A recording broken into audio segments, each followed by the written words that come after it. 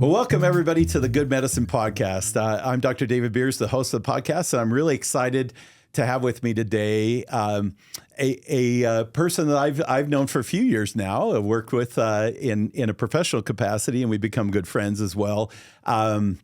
We typically have people working in the lab or treating patients. We have somebody a little different today. So Matt Bresnahan's here with us, and Matt is a intellectual property attorney.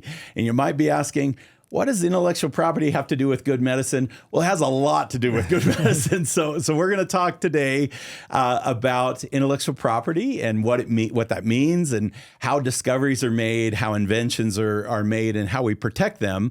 And the business of developing medicines relies completely on intellectual property. So this guy is really important to the whole process. And for those of you that don't know much about intellectual property attorneys, we're going to learn a little bit about how he ended up here. But Matt, so glad to have you here, and welcome to the Good Medicine Podcast. Thank you, Dr. Bear, so much for having me. Excited to be here. Yeah. So just to start off, I think it'd be great to tell people, how did you end up deciding that this is what you wanted to do, and what led you there? Yeah, so it's a bit of a story, but I'll try to tell the concise version here. So early on in my life, I became very interested in life sciences, generally biology, chemistry, physiology, due to a genetic condition I have, actually, which not surprising. If you were to sequence everyone's genome, there's probably something everybody has. Absolutely. And for what I actually have is a predisposition to injury from overuse of certain joints. Mm-hmm. I know the gene, and I can tell you all about the transcription factor it codes for, and et cetera. But to make a long story short, doctors were stumped as to what the issue was. In the 90s, it was before you could readily get sequencing done. It was analysis of my familial history, and they figured out what it was. So, no real negative impact on my life, just a management thing I have to think about for certain sports. So from that point forward, I was about 12 years old, immediately became even more interested in biology in particular. So knew I wanted to do something in life sciences. Decided biochemistry would be the degree for me at Cal Poly San Luis Obispo, where they do require you to pick a degree before you go in, which is actually a good thing in hindsight.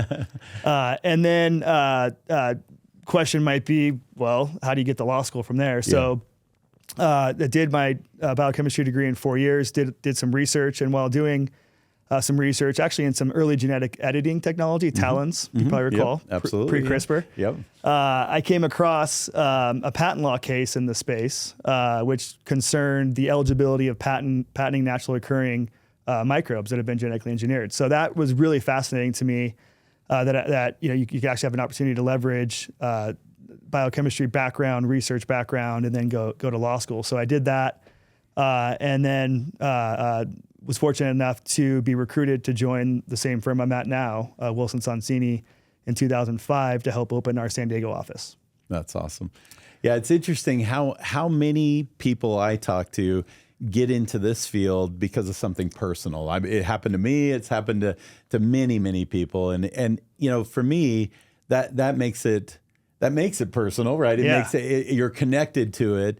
And it's kind of, you work on stuff it's kind of self-fulfilling, right? It's like the stuff that I'm learning actually has real application in my life or my family's life, which is pretty exciting. So it's funny that there might be all these twists and turns and forks in the road, but it's interesting how so many people end up doing what they're doing because of something that connects them personally to the field. So thanks for sharing that. I appreciate that. Yeah. And I think it's good for people to hear, how do you actually figure out this is what I want to do? And connecting your research background to something that you were researching, and then said, hey, there's actually this whole other world here on the patent side that opens up possibilities of things that you could actually do. So I want to talk just a little bit about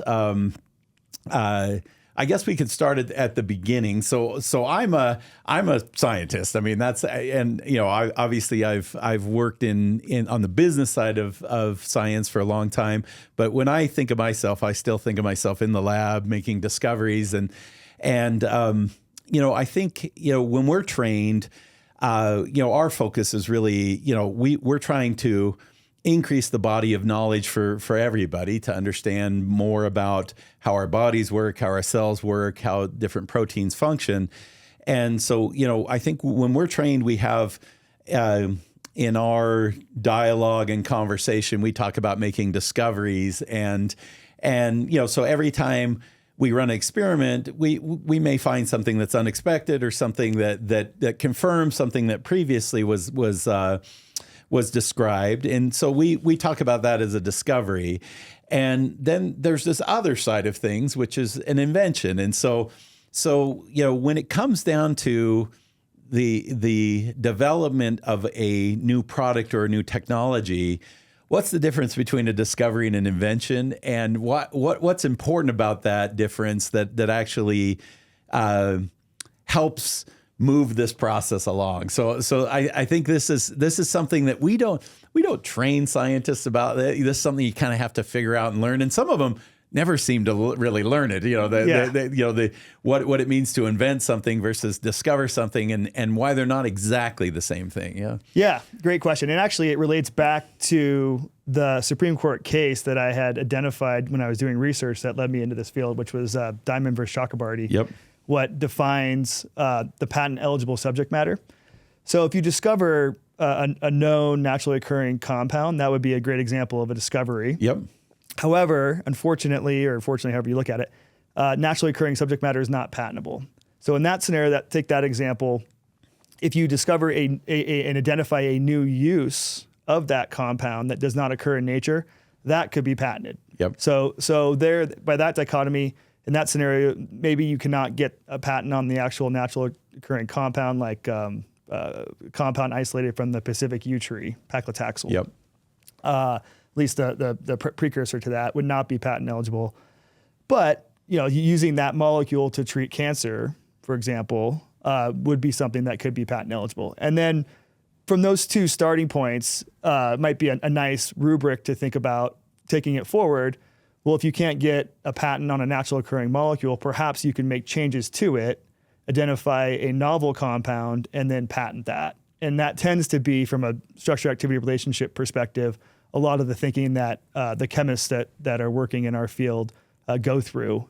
Maybe not necessarily always from a naturally occurring compound, but from starting lead molecule perspective. Yeah, I think, and that's a great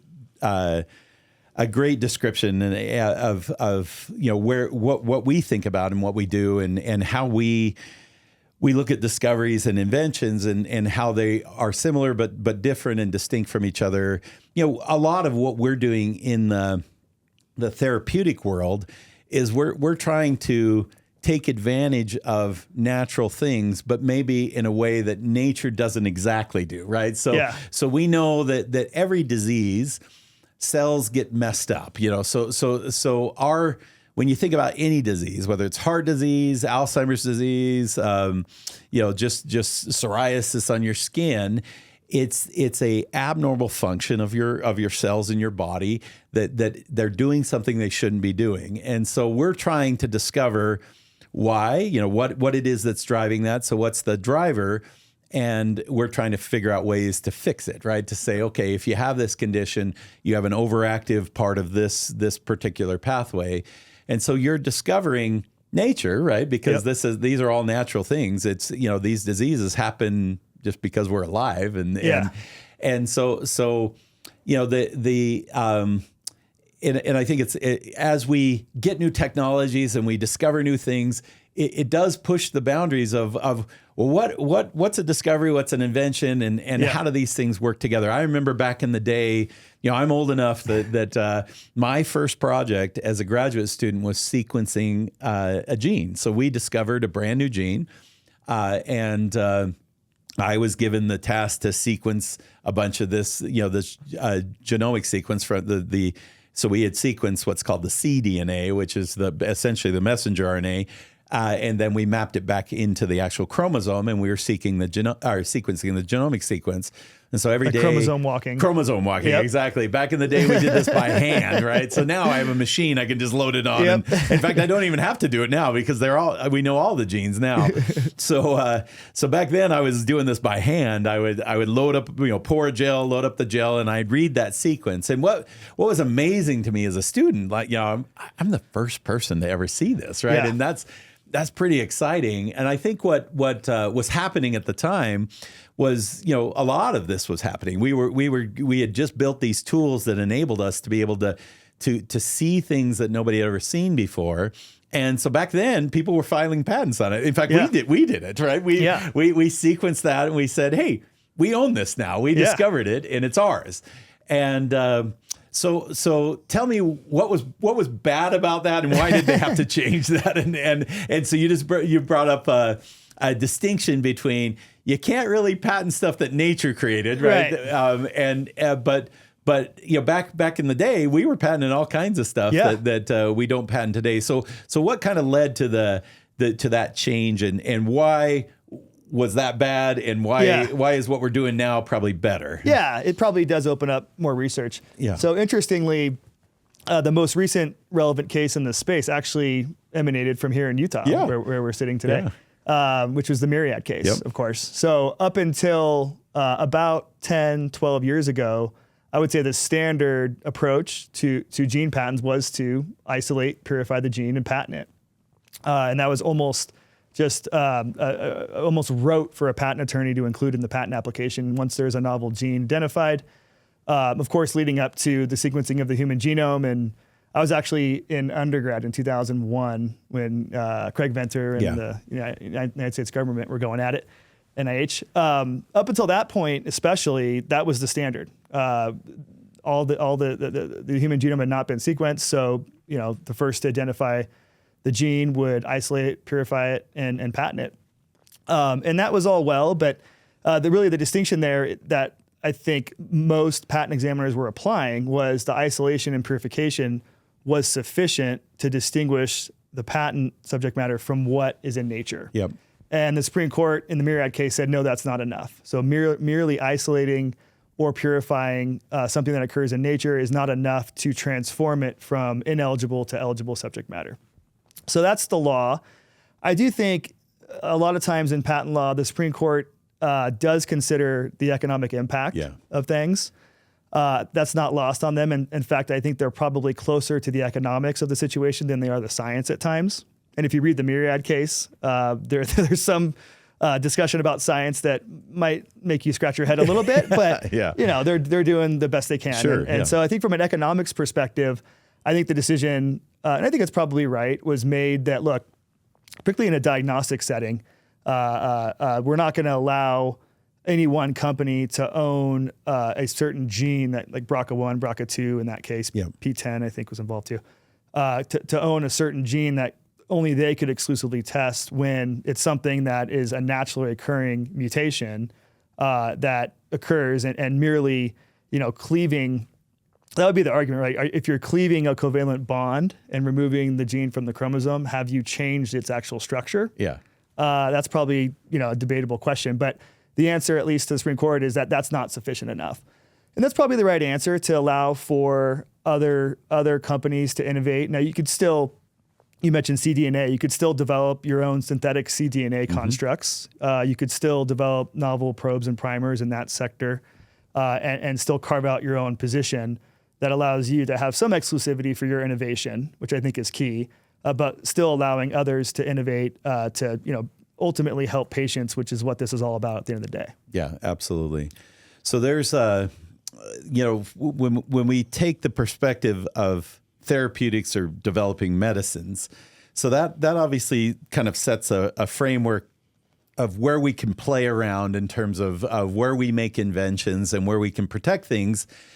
Because, for us, I think the lifeblood of any good medicine starts with the invention that says, hey, this thing could actually work to help this disease. And for the lifespan of that project, the protection really comes from the intellectual property to say, right. I was the first one to invent this concept that this particular, drug or this particular, whatever you want to call it, this therapeutic approach could actually have an application. And you can, like you mentioned, you can patent things around compositions to say, here's a composition that represents the product, but you can also patent things around the use of that product as well. And so we layer all that stuff together. And typically, we start with usually a fundamental, foundational intellectual property, and then we kind of build around that, right? And so just kind of so everybody can kind of get a sense. What do you think the average from a life cycle of a what's the average number of patents, like a successful drug? So let's just throw one out that. Well, what's one that you've worked on that? Well, currently, the one that immediately comes to mind is tirzepatide. Tirzepatide, that's a great one. Yeah. So we're actually helping a company that's Adverse Lilly on that one. Okay. And so I've most recently looked at their Orange Book listing, which is the place where all the patents get listed that cover the composition of matter, method of treatment, formulation. And there they only have 3, really. Surprisingly, yeah. 3? And I think it's in part because Novo came first. That's right. And so they're adding a little bit onto it. So that's an example, I would say, on the lower end, for sure, of a listing of patents that cover the product. Upwards to, if you look at a drug like Humira, I think upwards to 100 or more patents. And there, I think it's really critical. And I think this is in part what legislation, the Inflation Reduction Act, was designed to try to combat, is making sure that when there is a new patent family that's filed, there's a real innovation there to support it. Yep. So at our firm, what we've developed over my practice over the last 20 years with my colleagues is really a playbook that we've implemented from start to finish in terms of maximizing the lifespan of the innovation, but ensuring that there is real innovation there at each step along the way. And that goes to one of the comments you mentioned at the outset, is distinguishing a discovery from an invention. And it's really making sure that we're doing our job of allowing for the product to get to the market by way of maximizing the human intervention that occurs and patenting those aspects. So each from discovery through IND filing, through each stage in the clinic to FDA approval, there's going to be significant human innovation happening. And our job is to make sure at each step along the way, we're protecting that in the best way possible, which typically would be in the form of a patent. Yeah. Yeah, it's interesting, and like you said, it's it is a debate out there that, so what protection does a patent give you in terms of years? That I think most people don't understand this. So you make this invention, you invent something in the lab, and it takes you several years to get that ready to go into people, and then several years of development. How much protection do you actually get from this patent? Yeah. BioHive is a nonprofit building the future of healthcare innovation right here in Utah. As one of the nation's fastest growing life science industries, they bring together scientists, entrepreneurs, students, and companies to create breakthroughs that save lives and strengthen our economy. Whether you're in a lab or at a startup, BioHive is here to build, brand, and bring together a thriving life science community, and there's a place for you. Learn more, get involved, and see their latest happenings at biohive.com. So the patent term is 21 years from the provisional filing, which is typically the first form that we file. And then that's protection for a year. And then you file the non-provisional application, which really is what measures the 20-year clock. So if you take that full year of the provisional time, it's 21 years for each new innovation, I'll say. So from discovery through FDA approval, which might be $2 to $3 billion, and 10 to 15 years, depending upon the indication and the track through FDA. There might be 4 or 5 different, or more, 6 or 7 even towards the end, different innovations that are worthy of a new filing. Each one would be 21 years from that innovation part. And of course, when you're developing a patent strategy for a product, you want to think about the earlier filings that you make and making sure that if you have an improvement upon what you earlier filed, you're filing before that one publishes. Yep. Or before that new innovation is shared with investors, or presented at a conference, or even posted on clinicaltrials.gov or used in a clinical study. That can even be prior art to yourself. So it's really important that as patent attorneys, we're working very closely every day or every week. I mean, you and I have a call with the teams once a month, and sometimes more frequent. More frequently, yeah. Just to make sure that we're both aligned. And at the end of the day, it's the patent strategy that is to follow the business strategy. Like whatever the business strategy is, our job is to then tailor the patent strategy to that, and not the other way around. We do have a playbook, but every situation's a little different. Yeah, and what's fascinating is, our business is just so hard because it takes so much research and development before we can actually sell a product. And then we have regulatory barriers. So it's not like we have a free market. We can just go out there and say, hey, everybody can start taking this drug. We have to go through this prescribed process. And so along the way, if I patent things too early, my original composition could be gone by the time, and that happens actually a lot. It's not unusual that happens. Right. And biology is tricky as well. And so some of the stuff that we think is the driver at the beginning, oh, this is what this is going to do. By the end, maybe we've completely changed that. And so it is it's a process. It's not a single thing, right? It's not that one thing.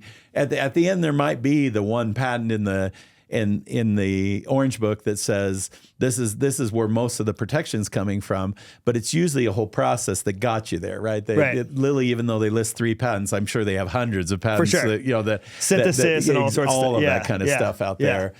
So it's fascinating, how complicated this process is that you don't want to disclose. So if just so everybody knows, if I go out, I make a discovery, my inclination as a scientist, I want to share that, right? Because that's kind of how we're trained. Is we're there to teach people about things that we've learned, so that we can increase the general knowledge and help enable other people to make discoveries as well. And so that's part of our DNA, what we're trained on. And then the other side is, if we go out and make a public disclosure about an actual invention and say, let's say I discovered a chemical compound that could inhibit the activity of a protein, and I showed everybody what that looked like, am I able to patent that anymore? Yeah. You might have some difficulties. I might have some challenges. At least on what you shared. Yeah. In the US, I'll say we have a fix of a 1-year grace period. Mm-hmm. I always tell folks that's not something you want to develop a strategy around, but it is a fix. Yep. In Europe, you would be foreclosed from filing on that specific invention. We've come in and developed strategies to protect a product that's based on that. It just might require the patent to be a little more narrow than you'd hope for. So what that means practically from a business perspective, you may not be able to recoup as much of the investment that you would have been entitled to do so if you had filed just before that publication was made. Yeah. So it's it's this constant balance of, how do I share? When do I share? What do I share? And what do I hold back? And how do I protect that? And, part of this is, it's working closely with a team of people that can help you kind of craft that strategy, because I've had attorneys tell me, don't tell anybody anything about anything, right? It's like, well, I can't do that. Yeah. Right? I mean, we got a company and we got patience here. We got to get people excited about what we're doing. I got to raise some money. I can't just say, trust me, I've got something cool. I'm not going to tell you what it is and what I'm working on. So there's this balance that you kind of have to find. And it's a real challenge. Obviously, there are other people, if we're working on something that has applications in, let's just say I found a cure for a certain kind of cancer. Right. That's a big deal, right? I mean, that's worth a lot. And I think there's nobody that would debate that that's actually worth money. I think that if you went up to the average Joe and said, hey, if I found a cure for cancer, is that worth something? Everybody would say, yeah, it's worth something. So that's not debatable at all. But the question is, how do you retain the value and protect that? Because the process of, it's not like I can just start handing it out to people and saying, oh yeah, I start taking this, your cancer will be cured. Right. So it's not easy at all. This question of, when do I disclose stuff? How do I disclose it? And what do I protect and how do I protect it? And so the advice I would give, and I've made every mistake, right? I mean, I've disclosed stuff I shouldn't disclose. We had the one of the funniest things happen to us. So I was working with a company that acquired us, and the CEO of the company that acquired us. So I became an officer in that company, but he wanted to show a model of the drug that we had invented. So he wanted to actually like build this model and hold it, and have a picture taken. And he didn't come and ask me anything about it. And he had this picture taken, and it got put on the internet. Oh, geez. And I said, do you realize you just disclosed the structure of that's the actual structure of our, and he's like, well, could people figure it out? It's like, yeah. A chemist that knows what they're doing could look at that and actually figure that out. But that kind of stuff happens all the time. And so when I say I've made lots of mistakes on this, and like you said, a lot of times there's fixes and there's ways to, it's not optimal, but you can fix stuff. Right. But the reality is, I think that what I've learned in my experience is finding somebody like you that can be a partner, that we sit down together from the earliest stage that we even start thinking we might have something. Yep. It's really good to start getting somebody, because I don't think the way you think. I don't, I have to put on. That's a good thing. Yeah. I don't put on a lawyer hat ever. I know enough to be dangerous, but it's not the way I really think about things. And so what I've learned is it's really good practice and good form for me to, on a regular basis, just to say, here's what I'm working on. What do you guys think? Is there something here? Do we need to be worried about this? Do we need to protect this? And so I think that's an important part of this whole process. But, I think people look at it and say, well, you're just trying to, you're trying to protect competition. Well, of course, right? We're a business. We don't want people competing with us. If we we made the invention, we're going to spend all the time and effort and money, raise all that money to get the drug approved. Every successful product is going to get challenged, right? I think that's another thing that 100%. I've never been involved. It's a badge of honor. It's a badge of honor. That's right. So if you don't like getting sued and you don't like people challenging your patents, then this is probably not a good place for you to be. But it's super important that you're thoughtful about how you think about all this stuff. But let's talk a little bit about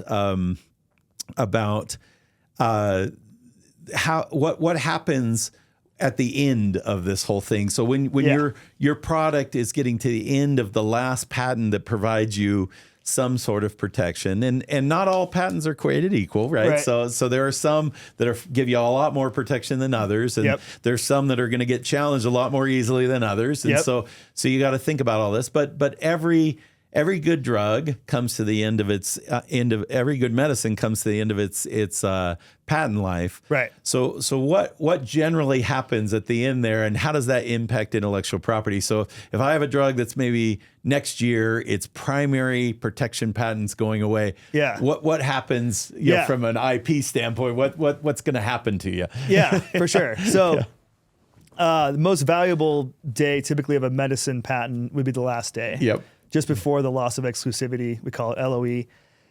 So at that point, the drug would become generic, and typically there's a drop in price of that medicine from anywhere 90%, sometimes even more, about 180 days after that loss of exclusivity happens, because there's an incentive for generics to challenge the weak patents, and the first one to challenge gets that 180 days under the Hatch-Waxman Act. Yep. So there's a whole process built in, and I think you hit it on the head. Our job here is to develop an appropriate level of protection for the innovation that's in front of us. And of course, we're going to work as aggressively as we can to help our clients initially raise money, get the drug approved, and then at some point, the patents will expire, and those drugs will now become cheap for not just folks in the United States, but around the world. So there is a system built in where the entire patent system built on this notion that we want to encourage the dissemination of great ideas, and in exchange for that, we will give the inventors a patent, knowing that after the expiration of that patent, we will all be better off.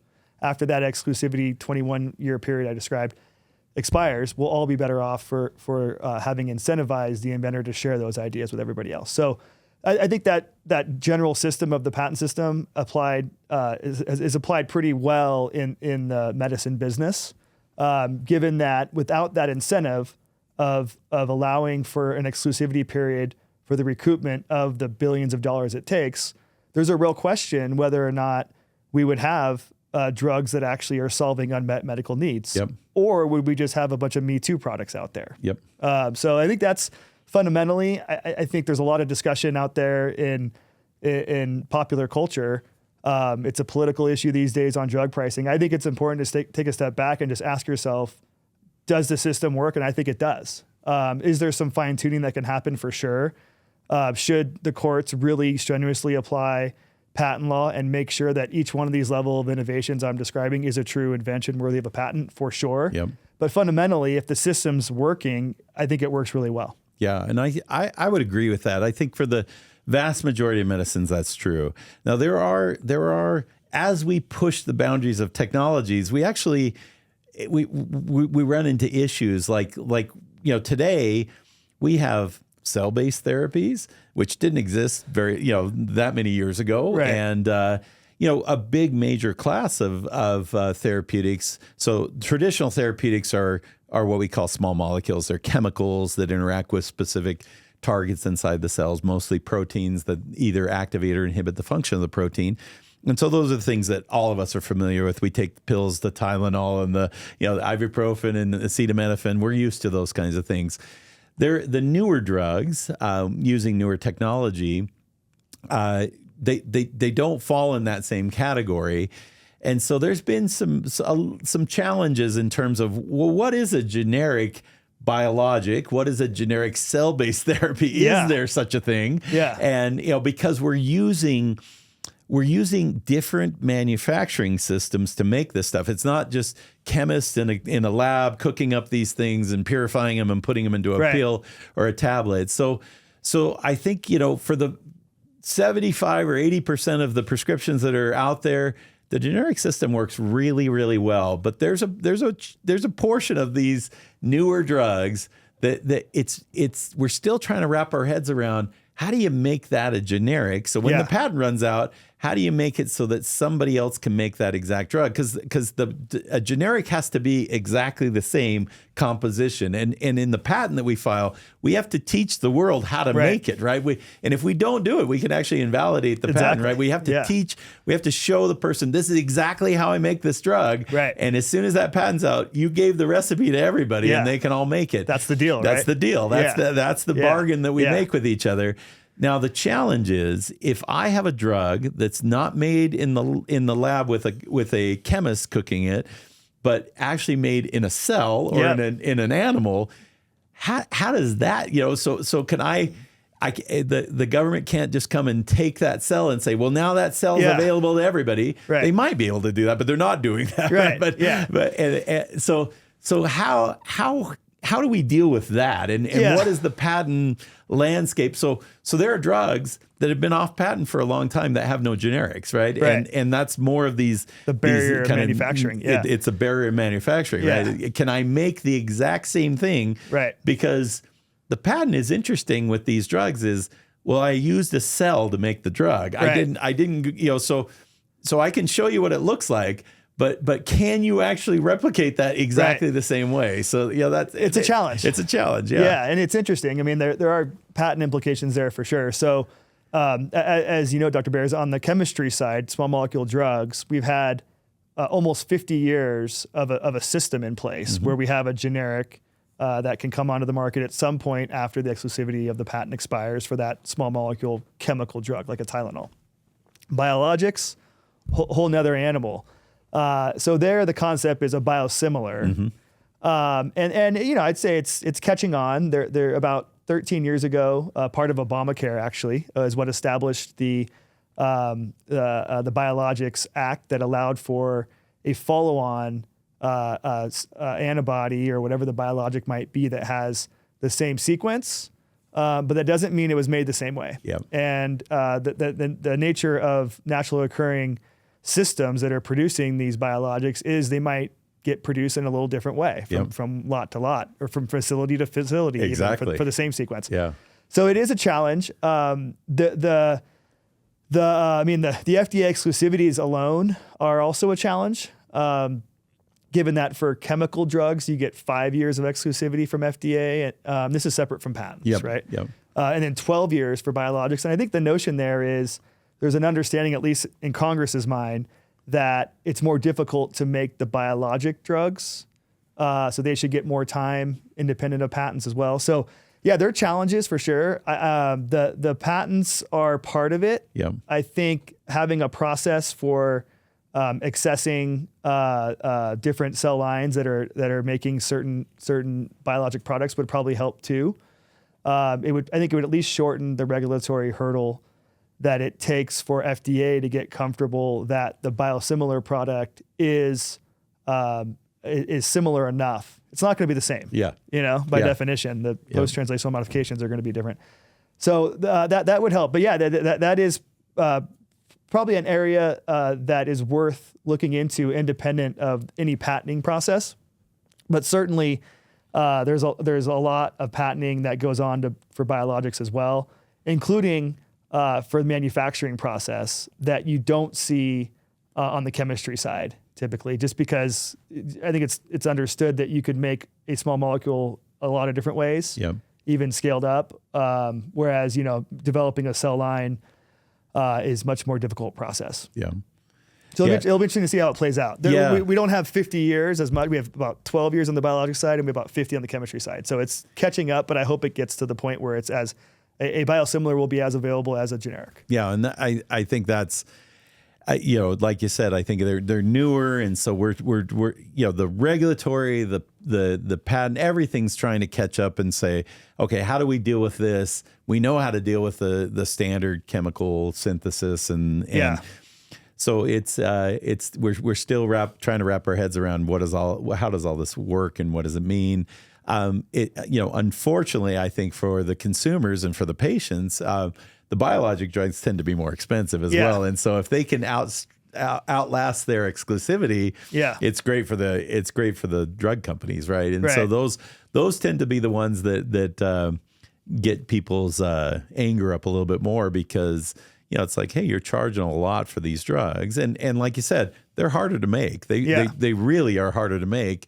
But the question is, how do we make it work as well? Because I think your comment that it is a social bargain, basically, to say, listen, I'm going to give you a period of time where you can sell this, and you can basically sell it for whatever you want, as long as whatever the market will bear. Right. But at some point in time, it's going to be available for everybody to make, and that's worked really well. When that system breaks, that puts stress on the whole healthcare system. So as we get new technologies, and there's new things coming out all the time. I just heard of a new thing this morning. It's like, wow, that's pretty crazy. That we can have an engineered T cell that can also produce a drug. It's like, or like in vivo gene editing. Exactly. I mean, it's crazy. It's crazy what the type of technologies. And what's exciting, and I assume, obviously, like I said, I never have my patent attorney hat on, but you're pretty good. I know enough. I know enough, but I assume that actually is kind of the fun part of your job as well. Absolutely. That you get to see all this stuff, because the people that are coming to you are saying, hey, look at what I've done. And probably to me, I think the fun part about our business is when you come with something you've never seen before, it's like, well, how do I do this? Right? Yeah, absolutely. That's. What if you could get rewarded just for being healthier? Meet Galvin, the company using the latest blockchain technology to reward you for taking care of yourself. They help with your mind, body, and soul like a personalized health assistant to track your progress and help you feel better. Galvin's G Plus app rewards you for exercise and assesses your mental health in under a minute using AI and over 2,500 voice biomarkers. If you're feeling off, G Plus gives you personalized power-ups, science-backed techniques to help you feel better fast. And here's the best part. When you prioritize your wellness, you earn crypto. Ready to level up your health? Use promo code GOODMED20 at checkout for 20% off. Download G Plus today at the Apple app or Google Play Store and start your wellness journey with Galvin. It's what keeps me going, and keeping in mind the end game here is to help a patient. Yep. Is amazing. And one of the things that we've done is actually bring in patients to speak to our team, so that when they're coming in, to the point you're making, we're coming in so early. This is like a groundbreaking technology, and it's probably 15 years from being commercial and getting FDA approved. We're hearing from patients that might have just received for the first time an actual treatment that actually works for them based on their genetic makeup. Really is what keeps us going and gets us over hurdles when we're racking our brains to figure out ways to protect an entirely new modality that has never really been protected before, for example. No, that's the stuff that just keeps you going, right? Yeah. And I think what's exciting about your job is you get to see that all the time. Yeah. Sometimes we get kind of stuck in a rut because we're working on the same thing. You get to see hundreds of new things all the time, so that's pretty fun. So tell us about so how does it work everywhere in the world the same way? So are patents generally accepted everywhere? Do other countries have their own way of doing things? Yeah. And how do you protect yourself everywhere? Great question. So I would say, generally speaking, most countries and even regions, Europe as a region, have modeled their patent law after ours, which is great. Our Patent Act, largely in its current form, was passed by Congress in 1952. There have been some changes, some a little bit more impactful than others. About 12 years ago, we went to first to file, for example. That actually aligned us with the rest of the world. So I'd say, by and large, for the most part, you can write a patent application starting from the United States and have a really good chance at getting a patent, not just here in the United States, but elsewhere. So the way it works is you file an application in your home country. You file it's called a PCT application. That essentially gives you, preserves your right to be able to file in all the countries that you want to file in 2.5 years later, which is great. So you can start the process with that PCT and go through the examination process in your home country. Here we'll be in the United States. We'd go through the United States Patent and Trademark Office, hopefully get that patent issued well before that 2.5 year period elapse. In which case you then pick the countries at that 2.5 year point that you will also want to pursue protection in. And if everything goes well, you'll have your US patent issued that you can then essentially more or less duplicate everywhere else you want to go into. Now, there are some countries that have specific rules, like in India, for example. They don't allow for the new discoveries of the new indications after the first one. Mm-hmm. They call it second medical use claims. Pretty much every other country will allow for those. And there's nuances. You're always going to have to conform your claims to local practice. Europe is probably as close to us as you can get. And even there's some differences, somewhat based on the law, but maybe more based on just practice and how things are done there. But in general, yes, and thankfully there's a process in place where you don't have to run off and file your patent everywhere around the world on day one. Yeah. You have the PCT process I described to give you about 2.5 years to do so. And that the nice thing about that is it does give you a little bit of time to decide whether do I want to do this everywhere as well, because obviously there's expense associated with it, and the question is where to file. Exactly. And it's always the big challenge is do you file in smaller countries that maybe don't have as developed markets, and you got to think 20 years in the future as well and say, well, maybe not today, but maybe at the end of this path. And where do our partners want to be? And where do our partners want to be? Because they're going to be the ones that care. So thankfully we have, we keep a lot of information at our firm. So we have developed a playbook on where to file, and we've identified 7 markets that will capture about 90% of the world's healthcare that we generally go to routinely. So that would be US, Europe, China, Japan, Korea, Australia, Canada. Yep.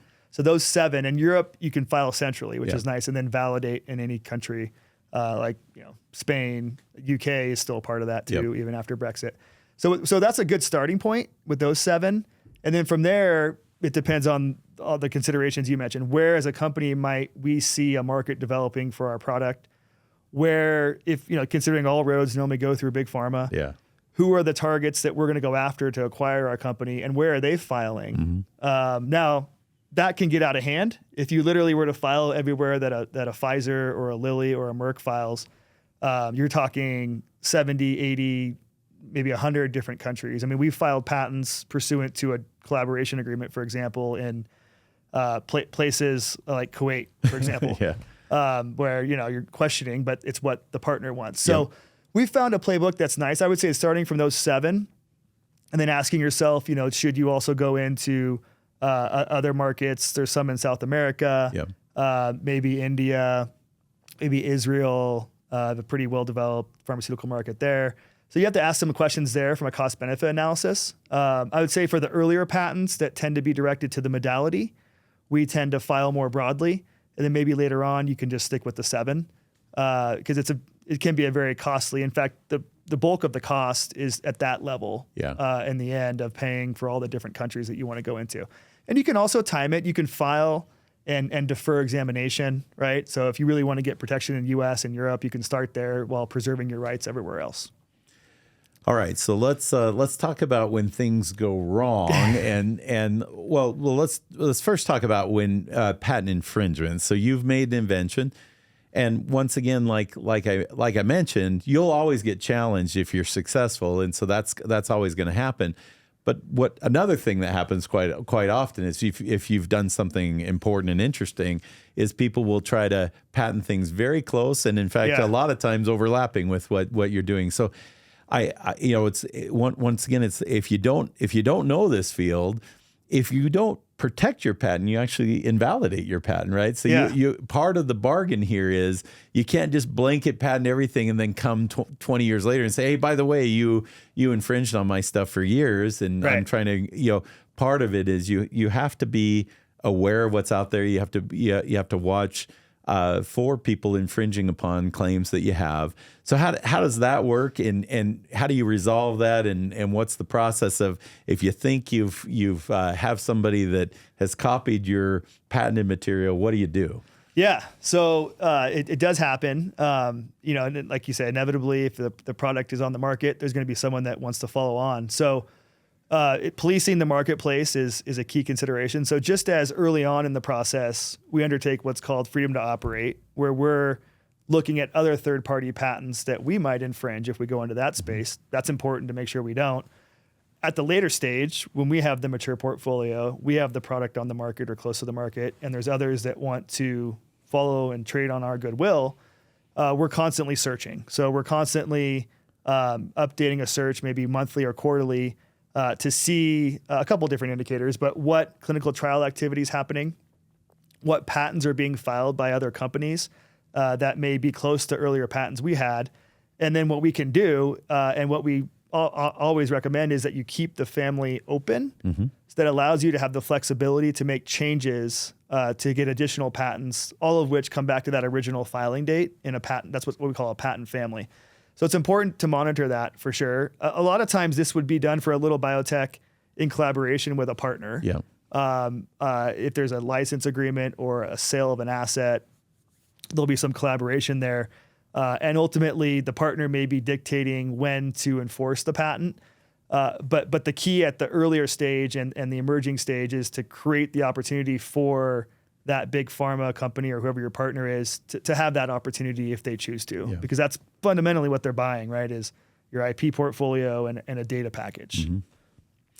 Yeah. So it's one of those things that, once again, I've learned that you got to be thoughtful about not just the coming in, but how do you protect things on the backside as well? And the monitoring and policing and making sure that you are doing what you need to do to protect your intellectual property correctly. Right.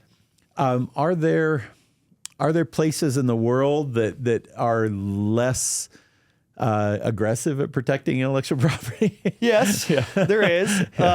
And by culture, it seems to be things being more quickly having follow-on competition than others. So China is something that's on the radar. China is actually, up until about 6 years ago, I just read some statistic. The number of collaborations with Chinese companies was 0, and now it's more than half. Yeah, so incredible.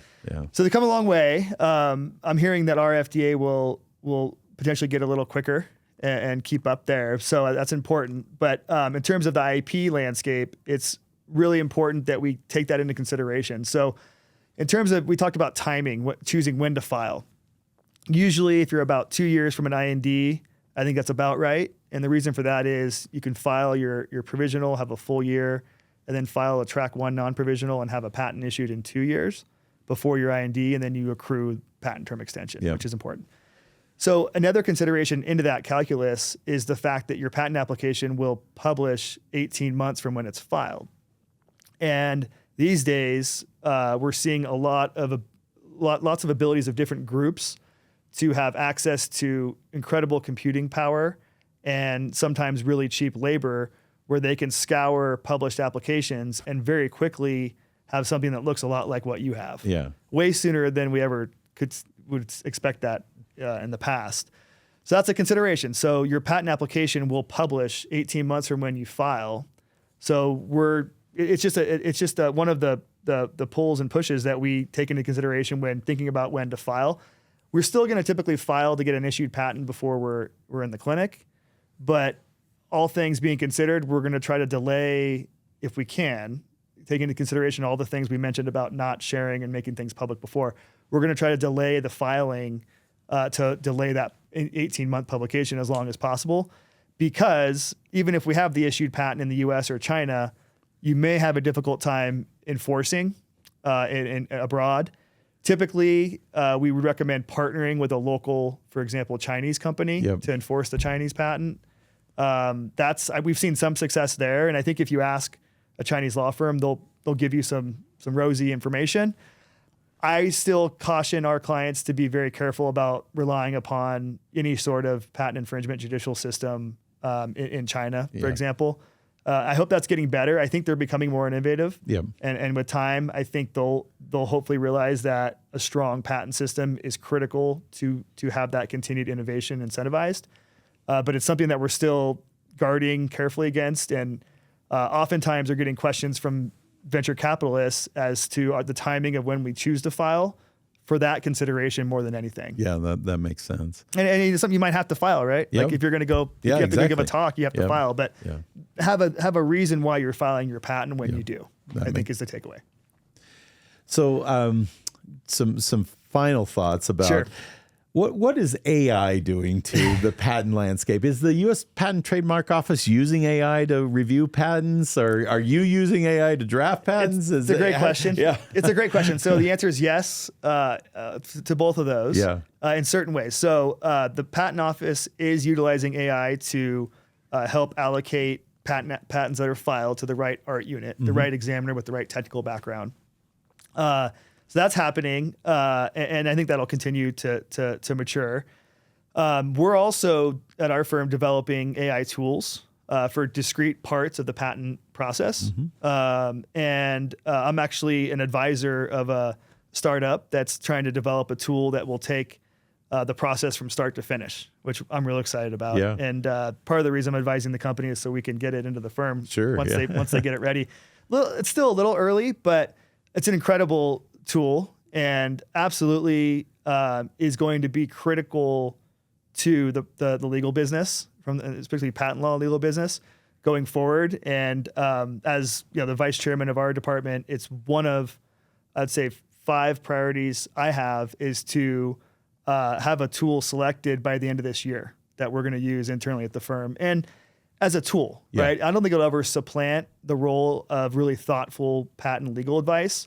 But what I think it will do is allow the attorney to focus on the core attorney skills, like what we're talking about today, frankly. The high-level strategical decisions that have to be made, and leaving some of the more rote activity to the AI that the attorney could then review, which I think will enable a better product at a more cost-effective price for our clients and customers in the end.